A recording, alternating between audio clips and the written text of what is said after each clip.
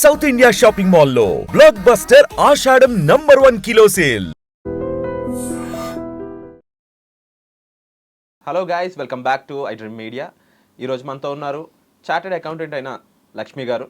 And ఈరోజు ma'am birthday కూడా. So మ్యామ్కి wish చేస్తూనే ఈరోజు మనం ఐటీఆర్ ఫైలింగ్ అంటే ఏంటి, ఐటీఆర్ ఫైలింగ్ టైం ఇది కదా, దీంట్లో డాక్యుమెంట్స్ గురించి, ఫామ్స్ గురించి, అలాగే చేస్తే వచ్చే బెనిఫిట్స్ గురించి, మరికొంతమందికి ఇది తెలియకపోవడం వల్ల వాళ్ళకి నోటీసెస్ కూడా వస్తున్నాయి. కాబట్టి దీనికి సంబంధించిన పూర్తి వివరాలు ఈరోజు తెలుసుకుందాం. చివరి వరకు చూడండి.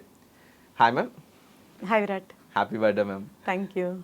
So ITR filing, income tax returns సంబంధించిన ఈ ఎపిసోడ్లో అసలు ఇది ఎవరెవరు చేయాల్సి ఉంటుంది, ఇన్కమ్ ఎంత ఉంటే చేయాల్సి ఉంటుంది, అండ్ దానికి సంబంధించిన డాక్యుమెంట్స్ గురించి కాస్త చెప్తారు. ఇప్పుడు అందరికీ తెలియాల్సిన విషయం, ఇన్కమ్ ట్యాక్స్ రిటర్న్స్ నిజంగా మనకు అప్లికబుల్లా కాదా, మనం వెయ్యాలా వద్దా అన్నది ఖచ్చితంగా తెలియాలి. యాక్చువల్గా డ్యూ డేట్ అన్నది ఒకటి ఉంటుంది, అంటే గడువు. ఓకే. మన ఇండియాలో ఏప్రిల్ 1 నుంచి సంవత్సరం స్టార్ట్ అయ్యి 31 మార్చికి ఎండ్ అవుతుంది. జనరల్గా క్యాలెండర్ ఇయర్ అన్నది మనకి క్యాలెండర్ చూసుకుంటే జనవరి టు డిసెంబర్ ఉంటుంది. కానీ మన ఇన్కమ్ ట్యాక్స్ రిటర్న్స్కి కానీ, మన బుక్స్ ఆఫ్ అకౌంట్స్ ఫైనలైజేషన్కి కానీ ఫినాన్షియల్ ఇయర్ని బేస్గా తీసుకుంటాం.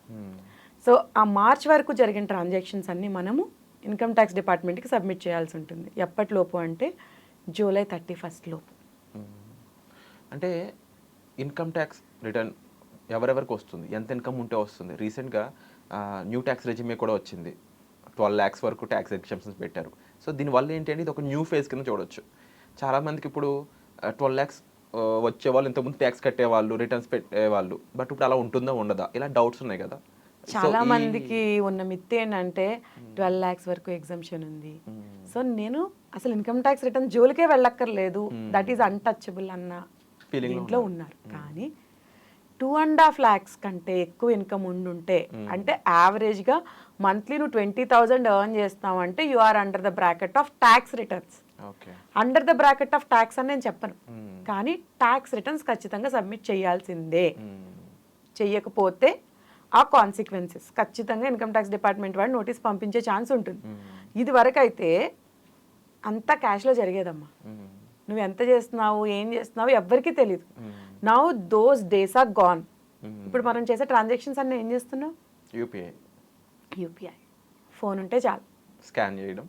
ఈవెన్ పానీపూరి బండి వాడికి కూడా స్కానర్ ఉంటుందా లేదా? డెఫినెట్లీ. నాకు అంటే మైండ్ బ్లాక్ అయింది. ఒక పానీపూరి మధ్యప్రదేశ్లో 40 లక్షల వరకు ఎర్న్ చేస్తున్నాడంట. ఎగ్జాక్ట్లీ. అది యూపీఐ వల్ల తెలిసింది. అది యాక్చువల్గా సో 40 లక్షలు ఎప్పుడైతే ఎర్న్ చేస్తున్నారో మనము 2 చుట్టాలను ఇంటికి ఆహ్వానిస్తున్నట్టే.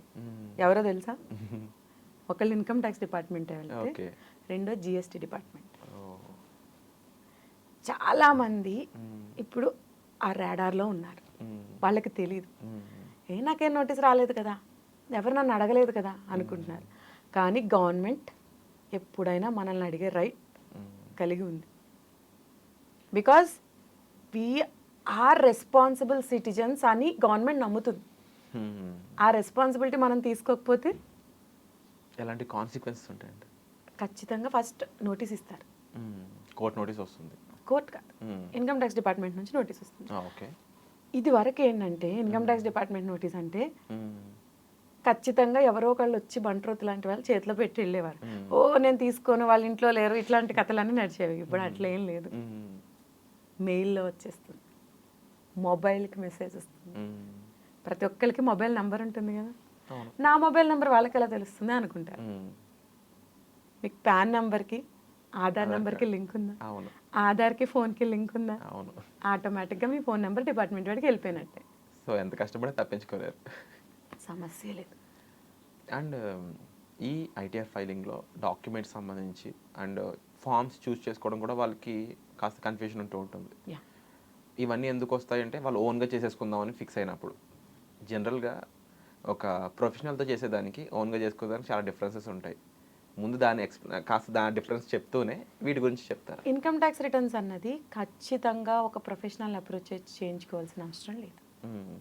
అది సెల్ఫ్ చేసేసుకోవచ్చు. ఇప్పుడు మన ఇంట్లో ఇది వరకు డెలివరీస్ కూడా ఇంట్లోనే చేసేసారు. నేను ఇంట్లోనే పుట్టా, ఓకే. ఆ రోజులు అవి. ఈ రోజుల్లో అసలు ఇంట్లో డెలివరీస్ ఉన్నాయా? అదొక పెద్ద పాపం నిజంగా ట్రై చేస్తే కూడా. Punishable crime. Yes, exactly. చంపేద్దాం అనుకుంటున్నారా అంటారు. మరి ఆ రోజుల్లో అది కామన్. అవును, situation. Same thing here also. మనకి మనం చేసుకోవచ్చు, కానీ మనకు మొత్తం తెలుసా? తెలియకపోతే రేపొద్దున్న డిపార్ట్మెంట్ అడిగే క్వశ్చన్లు అన్నింటికి మనం ఆన్సరబుల్. మనం ఏమైనా యాక్ట్ చదువుకుని ఉన్నామా? అంటే నేను లేమ్యాన్ యాంగిల్లో మాట్లాడుతాను. అవునవును, ఇప్పుడు సాఫ్ట్వేర్ కూడా లేమైనా ఇది విషయంలో, అండ్ ఒక డాక్టర్ కూడా లేమైనా అవుతారు. ఎందుకంటే చాలా మంది ఏంటంటే చాట్ జీపీటీని అడిగేసి చేసేద్దాం అనుకుంటున్నారు, లేదా యూట్యూబ్ చూసి చేసేద్దాం అనుకుంటున్నారు. కానీ మేము ఎంత కష్టపడి ఎన్నాళ్ళు చదివితే ఈ పొజిషన్కి వచ్చాము. మేము ఎన్ని కేసులు చూస్తూ ఉంటాం రెగ్యులర్గా. సో మేము చేస్తే ఆ ట్రీట్మెంట్ వేరే ఉంటుంది, మీకు మీరు చేసుకుంటే వేరేగా ఉంటుంది. అండ్ ఇంకొకటి ఏంటంటే చాలామంది ఇన్కమ్ ట్యాక్స్ అంటే మనకు అదేదో ఆదాయ మార్గం అనుకుంటున్నారు. ఆదాయం మీద కట్టే పన్ను అనుకోట్లా. దాని ద్వారా నాకు నా ఎంప్లాయర్ ట్యాక్స్ కట్ చేసేసాడు, నేను దాన్ని రిఫండ్ తెచ్చేసుకోవాలి, నా డబ్బులు అవి నా డబ్బులు, why I should pay to the government. ఇదొక జాడ్యం బాగా ఎక్కువైపోయింది. రీసెంట్గా ఒక 40,000 మంది మీద రైడ్ చేశారు ఇన్కమ్ ట్యాక్స్ డిపార్ట్మెంట్ వాళ్ళు, ఆల్మోస్ట్ 6 స్టేట్స్. ఎందుకు అంతమంది మీద ఒక్కసారి రైడ్ అయింది? అంతమంది మొత్తం రిఫండ్ అప్లై చేశారు. ఇదేంటి ఇంతమంది రిఫండ్ ఎందుకు అప్లై చేశారు? ఇప్పుడు నువ్వు ఆల్రెడీ ఏమైనా సేవింగ్స్ కానీ దానికి తగ్గ ప్లానింగ్ కానీ చేసుకుని ఉంటే నువ్వు కంపెనీ వాడికి చెప్తావు కదా, బాబు నాకు ట్యాక్స్ కట్ చేయొద్దు, నేను ఆల్రెడీ సేవ్ చేసి పెట్టుకున్నా అని. అక్కడేమో ట్యాక్స్ కట్ అవుతుంది, మళ్ళీ వీళ్ళేమో రిఫండ్ అప్లై చేస్తున్నారు. ఇదేంటి చిక్కుముడని కంపెనీ వాళ్ళని అడిగితే వాళ్ళకి ప్రొడ్యూస్ చేసిన డాక్యుమెంట్స్ అన్ని సబ్మిట్ చేశారు. ఇప్పుడు కల్ప్రిట్ ఎవరు? తప్పెవరిది? ఎంప్లాయీస్ది. ఆల్మోస్ట్ 1,000 crores 1000 కోట్ల ఎగ్జాక్ట్లీ డిమాండ్ ఇచ్చారు. అవన్నీ పనిషబుల్ అఫెన్సెస్. ఇవే పనులు అబ్రాడ్లో చేస్తారా? లేదు, చేయరు, భయపడతారు. ఎందుకంటారు అంటే అంత లా స్ట్రిక్ట్ అనేది. భరత్ అనే నేను మూవీ చూసారా? చూసాను. అందులో ఆయన ఏం చెప్తాడు? అకౌంటబిలిటీ అది లేదు మనకి. వచ్చినప్పుడు చూసుకుందాం, చేసినప్పుడు చూసుకుందాం, ఏమి అవ్వదు అన్న ధీమా. కానీ it effects you a lot. And what message you will give to the next generation? నువ్వు కష్టపడి సంపాదిస్తున్నావు, కానీ అంతే న్యాయంగా ట్యాక్స్ కూడా పే చేయాలి కదా. ఇండియా డెవలప్ అవ్వలేదు అంటే ఎలా అవుతుంది? ఇప్పుడు అమెరికా డెవలప్ అయిందంటే అక్కడ 50% వరకు కూడా మాట్లాడుకొని ట్యాక్స్ కడతారు. ఇక్కడ మనకు అంత ట్యాక్సులు లేవే, అయినా కూడా కట్టడానికి బాధ, స్వార్థం. కేవలం అంటే ఈ డబ్బులన్నీ నాకే యూజ్ అవుతాయి, నేనే యూజ్ చేసుకోవచ్చు, నా డబ్బులు కదా అని ఒక్క ప్రెజంప్షనే ఇలా చేస్తుందంటారు. ఇప్పుడు రోడ్లు ఎవరు యూజ్ చేస్తున్నారు? మనమే యూజ్ చేస్తున్నాం. ఫ్లైఓవర్స్ ఎవరు యూజ్ చేస్తున్నారు? ఇన్ఫ్రాస్ట్రక్చర్స్ ఎవరు యూజ్ చేస్తున్నారు? ఎయిర్పోర్ట్స్, ప్రతిదీ మనమే కదమ్మా. ఇప్పుడు అక్కడ ఇదివరకు, ఇప్పుడు సిస్టమ్ కాదు ఇది. ట్యాక్స్ అన్నది రాజుల కాలం నుంచి ఉంది కదా. అంటే మ్యామ్ నేను ఇంకోటి కూడా విన్నాను, సాలరీడ్ పర్సన్స్ ఎవరు కూడా ట్యాక్స్ని తప్పించుకోలేరు because of the employer and ఇది విన్నాను నేను. But most of the business man and at the same time కొంతమంది ఇప్పుడు మీరు చెప్పినట్టు స్మాల్ స్కేల్ సెల్లర్స్ ఉన్నారు, ఇలాంటి వాళ్ళు తప్పించుకుంటున్నారు ట్యాక్స్ల నుంచి. ట్యాక్స్ పేయర్స్కి అవ్వడం లేదని చెప్పేసి కూడా కొన్ని స్టేట్మెంట్స్, అది వెదర్ ట్రూ ఆర్ ఫాల్స్ అని నేను చెప్పట్లేదు, వినిపిస్తూ ఉన్నాయి. ఏమంటారు? హ్యావ్ దట్ బెనిఫిట్ గవర్నమెంటే ఇచ్చింది. ఇప్పుడు మీరు అన్నారు కదా 12 lakhs వరకు న్యూ ట్యాక్స్ రెజ్యూమ్లో అయితే ట్యాక్స్ లేదు అంటే up to 12 lakhs tax pay చేయక్కర్లేదు, 0. కానీ అదే బిజినెస్ పీపుల్కి ఎంత తెలుసా? Up to 3 crores if you are under the presumptive taxation.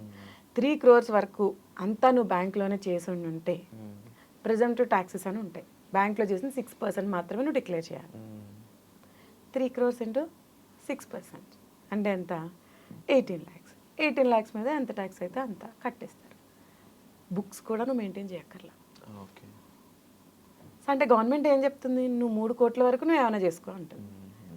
అట్లాగే ఇక్కడ వీళ్ళని ఏమంటుంది? 12 లక్షల వరకు ఏమైనా చేసుకో అంటుంది. అప్పుడు నువ్వేం చేయాలి? బిజినెస్ పెట్టుకోవాలి. అట్లాగే ఇప్పుడు నేనున్నానమ్మా, నేను ఒక కార్ మెయింటైన్ చేస్తున్నాను. నేను ఆ కార్ దేనికోసం మెయింటైన్ చేస్తున్నాను? ట్రావెల్.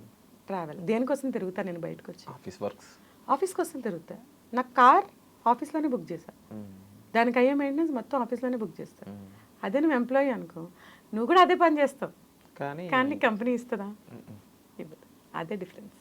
వావ్. ఇవన్నీ ప్లానింగ్స్. అండ్ డెఫినెట్లీ ఇవి మన ఓన్గా తెలుసుకునే ఛాన్స్ అయితే అస్సలు లేదు. బట్ ఒక చార్టెడ్ అకౌంటెంట్ని, ఒక ప్రొఫెషనల్ని మీట్ అయితే ఇలాంటి విషయాలు మనకి క్లియర్గా అవగాహన చేస్తూ ఉంటారు. అండ్ అంతేకాకుండా మరీ ముఖ్యంగా ఒకసారి ఆలోచించండి, 12 లక్షలు నిజంగా సంపాదిస్తున్న వాళ్ళు సంవత్సరానికి చాలామంది ఉన్నారు ఇప్పుడు. ఎందుకంటే ఎంప్లాయ్మెంట్ వైజ్ అయి ఉండొచ్చు, ప్రొఫెషనల్గా చాలామందికి ఆ యాక్సెసిబిలిటీ ఉంది. బట్ ట్యాక్స్ గురించి చాలా విషయాలు తెలియక ఎంతో నష్టపోతున్నారు అనడంలో ఎటువంటి డౌట్ లేదు. అంతేకాకుండా మనం చేయని తప్పుకి మనకి నోటీస్ తీసుకోవడం ఎంతవరకు కరెక్ట్ అంటారు? దీన్ని చేయని తప్పు అనడం కంటే కూడా మనకి తెలియకపోవడం అని క్లియర్గా మెన్షన్ చేస్తాను నేను.